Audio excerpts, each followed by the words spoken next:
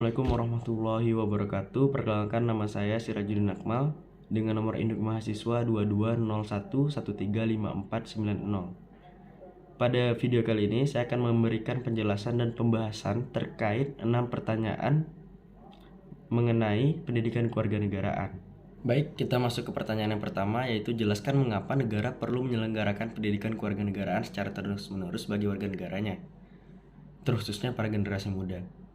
Seperti yang kita tahu, pendidikan kewarganegaraan adalah suatu proses pembelajaran yang bertujuan untuk membekali warga negaranya dengan pengetahuan, keterampilan, dan sikap yang diperlukan untuk menjadi warga negara yang baik dan bertanggung jawab. Ada beberapa alasan mengapa negara perlu menyelenggarakan pendidikan kewarganegaraan secara terus-menerus bagi warga negaranya, khususnya para generasi muda. Alasan yang pertama yaitu untuk membangun identitas nasional yang kuat. Pendidikan kewarganegaraan membantu membangun identitas nasional yang kuat dan menyatukan warga negara dalam kerangka nilai dan prinsip yang sama. Dalam proses ini, warga negara akan belajar tentang sejarah, budaya, dan kebijakan negara serta nilai-nilai yang mendasari negara tersebut. Oke, next kita masuk ke pertanyaan yang kedua. Jelaskan bagaimana mengaplikasikan nilai-nilai Pancasila dalam kehidupan bermasyarakat, berbangsa, dan bernegara di segala bidang dan dapat terwujud dengan baik. Seperti yang kita tahu, Pancasila adalah dasar negara Indonesia yang terdiri dari 5 nilai dasar. Ada ketuhanan yang Maha Esa, ada kemanusiaan yang adil dan beradab, ada persatuan Indonesia, dan ada kerakyatan yang dipimpin oleh hikmat kebijaksanaan dalam permusyawaratan dan perwakilan, serta yang terakhir yaitu keadilan sosial bagi seluruh rakyat Indonesia. Maka dari itu, kita perlu menerapkan beberapa hal yang berikut ini, yaitu pertama, memperkuat nilai ketuhanan yang Maha Esa. Nilai ketuhanan Maha Esa mengajarkan kita untuk mengakui keberadaan Tuhan sebagai sumber segala kehidupan. Oleh karena itu, memperkuat nilai ini dapat dilakukan dengan meningkatkan keimanan dan ketakwaan kita kepada Tuhan, serta memperkuat hubungan dan saling menumbuhkan sikap saling toleransi dengan sesama umat beragama. Nilai yang kedua yaitu yang harus diaplikasikannya adalah menerapkan kemanusiaan yang adil dan beradab. Nilai kemanusiaan yang adil dan beradab mengajarkan kita untuk menghargai dan menghormati hak asasi manusia, serta memperjuangkan keadilan dan keberagaman. Untuk menerapkan nilai ini, kita perlu meningkatkan kesadaran tentang hak asasi manusia dan mengambil tindakan konkret untuk mengedepankan keadilan dan perdamaian di antara kita sesama, serta menanamkan rasa nasionalisme dan komitmen pada eksistensi bangsa. Nilai yang ketiga yang harus kita aplikasikan yaitu untuk membangun persatuan Indonesia itu sendiri.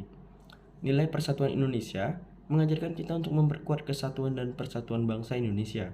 Untuk mewujudkan nilai ini, kita perlu menghormati perbedaan budaya, agama, dan bahasa yang ada di Indonesia, serta membangun toleransi dan kerjasama di antara kelompok-kelompok tersebut dengan cara menghidupkan segala perbedaan yang ada di setiap perbedaan kelompok tersebut dan dapat mengarah kepada persatuan dalam semboyan negara, yaitu Bhinneka Tunggal Ika, yang berarti walaupun berbeda-beda tetapi tetap satu tujuan, dan menciptakan suasana saling tolong-menolong di balik segala perbedaan yang beragam sehingga terciptanya kehidupan yang rukun antara masyarakat Indonesia. Dan nilai keempat yang harus kita aplikasikan di segala bidang yang ada di Indonesia ini adalah mengembangkan kerakyatan yang dipimpin oleh hikmat kebijaksanaan dalam permusyawaratan dan perwakilan.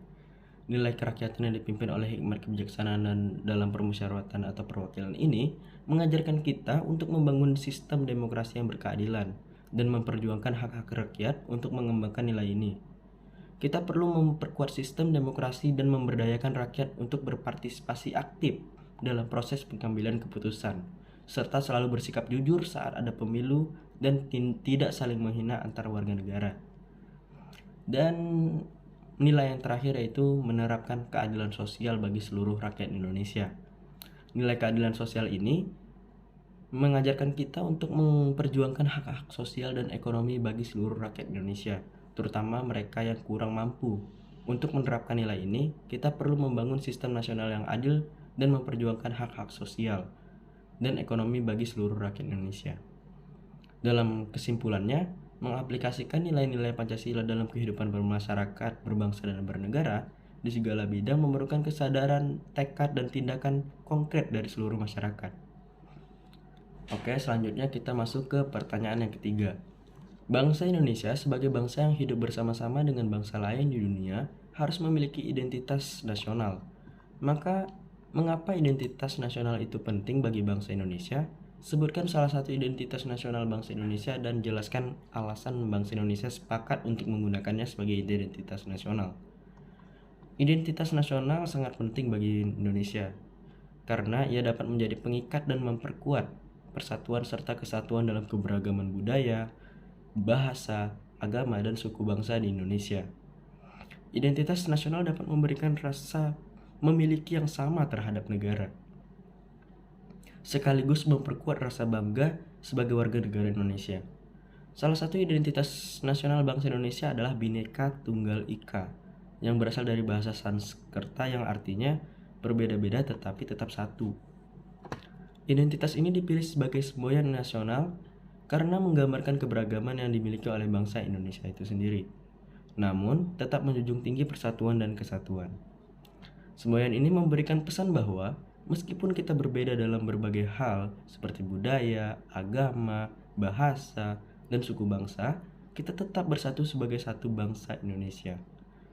Alasan bangsa Indonesia sepakat untuk menggunakan Bhinneka Tunggal Ika sebagai identitas nasional adalah karena ia mencerminkan nilai-nilai Pancasila sebagai ideologi negara yang menjunjung tinggi persatuan dan kesatuan dalam keberagaman. Selain itu, identitas ini juga dianggap sebagai cerminan dari kenyataan sosial budaya yang ada di Indonesia, yang beraneka ragam dalam konteks global. Bhinneka Tunggal Ika juga memberikan citra positif bahwa Indonesia adalah negara yang toleran dan menghargai perbedaan.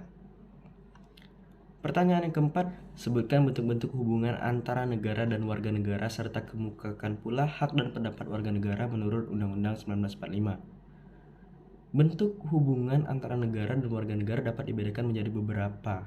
Di antaranya yaitu hubungan politik, yaitu hubungan antara negara dan warga negara yang berkaitan dengan kekuasaan politik, seperti hak suara dalam pemilihan umum, partisipasi dalam pembuatan kebijakan negara, dan partisipasi dalam organisasi politik. Yang kedua itu ada hubungan hukum, yaitu hubungan antar negara dan warga negara yang berkaitan dengan aturan hukum, seperti hak dan kewajiban warga negara dalam menjalankan kehidupan sosial dan berkontribusi dalam pembangunan nasional. Dan yang ketiga adalah hubungan sosial, yaitu hubungan antara negara dan warga negara yang berkaitan dengan kehidupan sosial seperti partisipasi dalam kegiatan sosial dan budaya, peran warga negara dalam membentuk budaya dan identitas nasional. Adapun hak dan kewajiban warga negara menurut Undang-Undang Dasar Negara 1945 tak antara lain yaitu hak atas kemerdekaan berserikat dan berkumpul, termasuk hak untuk kebebasan berekspresi dan berpendapat, hak atas pekerjaan dan penghidupan yang layak, serta hak atas pendidikan dan kesehatan yang memadai. Kewajiban untuk membayar pajak sesuai dengan ketentuan yang berlaku.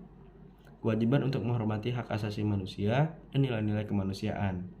Kewajiban untuk menjaga keutuhan dan kedaulatan negara Kesatuan Republik Indonesia. Kewajiban untuk ikut serta dalam pembangunan nasional. Dan terakhir kewajiban untuk memelihara ketertiban dan keamanan serta menaati hukum dan peraturan yang berlaku di Indonesia. Next, kita ke pertanyaan yang kelima. Apa target saudara pasca mendapat materi pendidikan kewarganegaraan di perguruan tinggi? Hubungkan dan komitmen upaya pemberantasan korupsi. Upaya yang harus dilakukan untuk memberantas dan membasmi korupsi ini bukan hanya sekedar menggiatkan pemeriksaan, penyelidikan, dan penangkapan koruptor. Upaya pemberantasan korupsi juga bukan hanya sekedar dan menggiatkan kampanye peningkatan nilai-nilai moral seseorang. Namun upaya korupsi harus secara mendalam menutup akar penyebabnya. Yang pertama, melalui negara. Negara melalui pemerintah harus melakukan perbaikan kondisi hidup masyarakat secara menyeluruh, terutama dalam konteks perbaikan ekonomi. Dalam hal ini bertanggung jawab dalam memenuhi kebutuhan hidup masyarakat, baik secara batin maupun lahiriah, primer maupun sekunder, fisik maupun non-fisik, secara seimbang. Jika kehidupan masyarakat terus-menerus diderai dengan kemiskinan, maka keinginan untuk mencari jalan pintas demi memperkaya diri akan terus muncul dan berkembang dalam pikiran masyarakat kita. Sebab masalah korupsi bukan hanya masalah penegakan dan kepastian hukum saja, namun masalah korupsi juga integral dalam masalah sosial, ekonomi, dan politik. Yang kedua yaitu untuk membangun sistem kekuasaan yang demokratis. Perilaku korup juga turut ditopang oleh sistem mendorongnya jika kekuasaan berwujud sentralistik, otoriter, dan menindas. Maka bukan tidak mungkin korupsi akan terus-menerus terjadi. Kita memerlukan sebuah sistem pemerintahan yang demokratis, transparan, dan tidak anti kritik, serta memiliki wujud penghormatan yang tinggi terhadap masyarakat atau civil society. Yang ketiga, membangun akses kontrol dan pengawasan masyarakat terhadap pemerintah. Penanganan masalah korupsi ini tidak bisa dilakukan dengan cara memusatkan kendali pada satu badan atau menyerahkan penanganannya pada pemerintah saja. Sebab hal tersebut cenderung berjalan linear atau non-struktural. Dalam artian, apakah mungkin pemerintah akan efektif memeriksa pejabat sendiri? Masalah klasik yang kemudian muncul adalah siapa yang akan bertanggung jawab untuk mengawasi pengawas? Persoalan ini hanya akan terakomodasi dalam konteks kekuasaan otoritarian. Dalam kekuasaan sehingga fungsi pengawasan secara horizontal antar struktur yang sejajar maupun pengawasan akan berjalan seimbang dengan kontrol yang tajam terhadap penyelewengan. Setelah mendapatkan materi pendidikan kewarganegaraan, saya lebih sadar dengan apa yang terjadi di lingkungan sekitar sesuai dengan sila keempat, bahwa harus ada pemimpin yang bertanggung jawab. Tetapi banyak kita lihat bahwa sekarang banyak pejabat-pejabat negara yang melakukan korupsi. Untuk itu, setelah saya mempelajari materi ini, saya ingin berkomitmen dalam mencegah korupsi dan dukungan masyarakat sekitar agar negara kita bebas dari korupsi. Next, kita ke pertanyaan yang terakhir, yaitu satu kasus yang berkaitan dengan masalah demokrasi yang terjadi di Indonesia dan pandangan saya tentang perkembangan demokrasi di Indonesia saat ini soal keberagaman. Salah satu kasus yang terkait dengan masalah demokrasi di Indonesia adalah terkait dengan pelanggaran hak asasi manusia dan diskriminasi terhadap minoritas, agama, dan suku di beberapa daerah di Indonesia. Terdapat beberapa kasus di mana minoritas agama dan suku mengalami diskriminasi dan penindasan oleh mayoritas. Salah satu contoh kasus yang terkenal adalah kasus diskriminasi terhadap umat Kristen di Kabupaten Aceh Singkil pada tahun 2015. Pada waktu itu, beberapa gereja di Aceh Singkil diserang dan dibakar oleh kelompok yang mengklaim sebagai pendukung syariat Islam. Serangan ini menimbulkan kekhawatiran tentang keselamatan minoritas agama di Aceh dan memicu kritik terhadap pemerintah karena tidak dapat menjamin keamanan minoritas agama. Perkembangan demokrasi di Indonesia saat ini sangat dipengaruhi oleh masyarakat keberagaman. Indonesia adalah negara dengan beragam suku, agama, budaya, dan bahasa. Hal ini memicu pertentangan dalam menjaga stabilitas politik dan sosial di tengah-tengah keberagaman tersebut.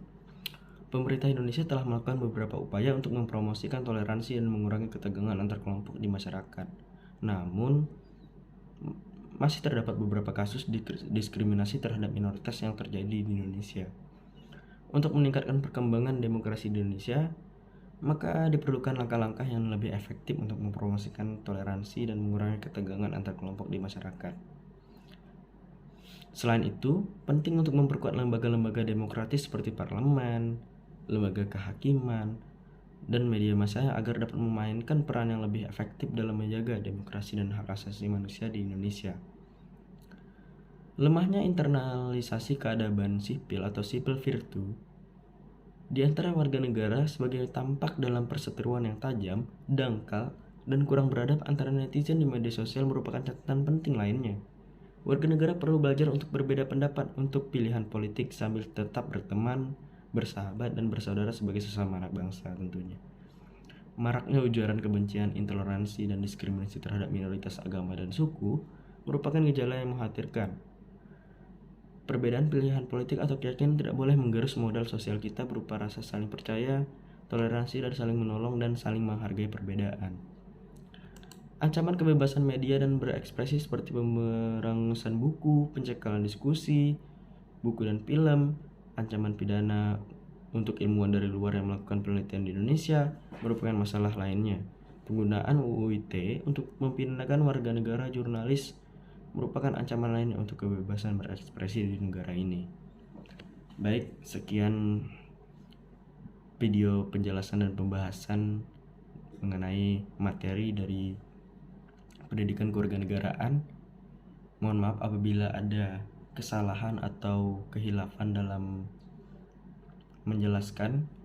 Saya akhiri video ini. Terima kasih kepada dosen mata kuliah Pendidikan Kewarganegaraan Bapak Nurdiansyah MPD telah memberikan kesempatan bagi saya untuk menjelaskan dan membahas terkait materi yang sudah disampaikan. Saya akhiri, wabillahi taufik wal hidayah. Wassalamualaikum warahmatullahi wabarakatuh.